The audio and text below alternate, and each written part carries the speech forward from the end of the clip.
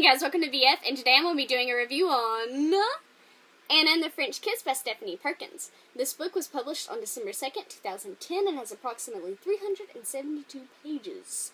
And I got it off Amazon for like $3. It's freaking sweet. I was really excited about that. I absolutely loved this book. It was so fantastic in more ways than I can possibly describe to you.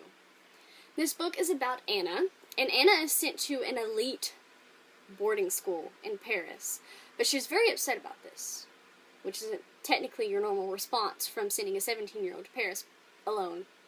But that's because, you know, in Atlanta, everything's familiar. She has his best friend Bridget, who she's been best friends with like her entire life, and then her crush, almost boyfriend Toph. They kissed and made out, you know, like almost there, almost. And she doesn't really want to leave this behind for a whole year.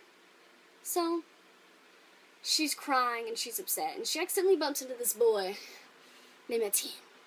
Oh God. Oh God. Don't even. I'll talk about him in a second. She bumps into him and she's like, he gorgeous. But Etienne has a girlfriend. That's usually how it always goes. All the great looking, gorgeous guys are taken. Either by a girl or a guy. They are always taken. They are never single. This book pretty much, you know, it focuses around her friendship with Etienne and how their friendship progresses and how she deals with France and how she deals with him having a girlfriend. And it's a really beautiful love story. It's very slow and gradual and progressing and not like, boom, they're in love. Yeah. I would show you the cover on my Kindle, but since I can't, I'll show you right here. Now, I think this cover really beautifully represents the book, because that's obviously Anna and Etienne, and you can see Paris. It's just a warm-hearted cover, and it's just wonderful in so many ways. The plot of this book was so fantastic. Now, don't get me wrong, being a love story, it was predictable, but what love story isn't predictable? That's pretty much why they're a love story. They're happy and predictable. And actually, some parts of it did sound like a movie, which is ironic since she's so into films. Go figure. Especially at the end when she's tying everything up, telling what happened to each person. It reminded me of the end of a romantic comedy.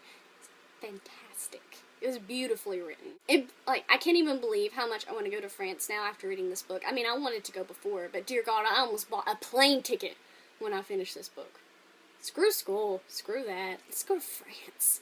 Yeah. Now, the book flowed fairly well for me. I read it in 2 days. I could not put this book down. It was so hard for me to put it down that night. I had to go to sleep. I almost stayed up all night and finished it, but alas, morning class is called. Yeah. There were some errors on the Kindle, as there tends to be with Kindle books. It's nothing major, just a warning in advance. And it was actually a big relief to read a book that was happy. I've been reading so many sad books here lately that I was warm-hearted for days after reading this book. Like, God, that was a relief. Now, the characters were so relatable, and that's one thing I absolutely loved about this book. Now, I'm only going to talk about two of them in detail, Anna and Etienne. Now, Anna is so relatable, and that's one thing I absolutely loved about her. Because, first of all, she is like the average teenage girl personified in a book. I will tell you why I think this. Because, how many of you have dated a douchebag? How many of you have had girl fights with your best friend? How many of you have never felt like you had a chance in the world with your guy best friend? It happens. Now, she's done things that she's not proud of. She's made mistakes. But I mean, haven't we all? And I mean, come on. We're all embarrassed of our younger selves. There is an age that you had that you wish you could go back and try to act a little bit more like an adult. And when you think back on it, you actually annoy yourself now. Because everybody's done that. Like, for me, that was like age 15. Really glad I grew out of that. Really glad. She makes mistakes, and she learns from them. And she goes through the trials that we all go through. We've had rumors spread about us. She is such a relatable character, and I love that about her. Now, Etienne. How is it possible that somebody can be American, British, and French all wrapped up in one lovely hot package? Etienne. He is relatable, though, because he's not that perfect boy. He doesn't have everything going for him. He has family problems. He has anger problems, for all of you who did not realize that. That guy bumped into her and he just went all ape on him. But his anger isn't always necessarily a bad thing. Having his passionate moments, he takes up for people he cares about, when no one else actually will. He's there for them, and he'll stand up for them, and he's an extremely loyal person. And I really admired that about Etienne. Now, the other characters were great as well, because they added a lot to the storyline. But I kind of do wish that I would have learned more about Meredith, because she plays soccer, and she drinks hot chocolate, and she likes Etienne. Would you like to explain to me how she thinks, besides thinking about Etienne? I mean, there's more to life than boys. I just wish I could have known Meredith on a deeper level. That's all. And we didn't get to know Josh that much, but third book, be prepared. Be prepared. This book is the first part in a series. The second book is Lola and the Boy Next Door, which is already out, and Isla and the Happily Ever After will be released September 17th of this year.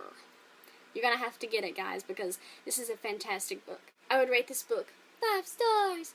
5 stars! Because it was so good! It has been placed in my top 5 favorite contemporary young adult books, and you need to go get it. You need to read it if you haven't. Go read the book.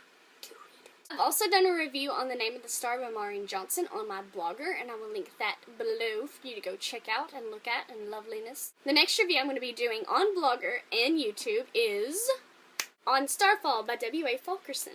So you can be expecting that sometime maybe late this week, early next week, depending upon when I finish it and how bad my homework flow is. So guys, thank you so much for watching. Leave me a comment below what you like to see in the opposite gender in a book. What makes them attractive to you? Thank you so much for watching, and I hope you have a fantastic night. Thanks, guys.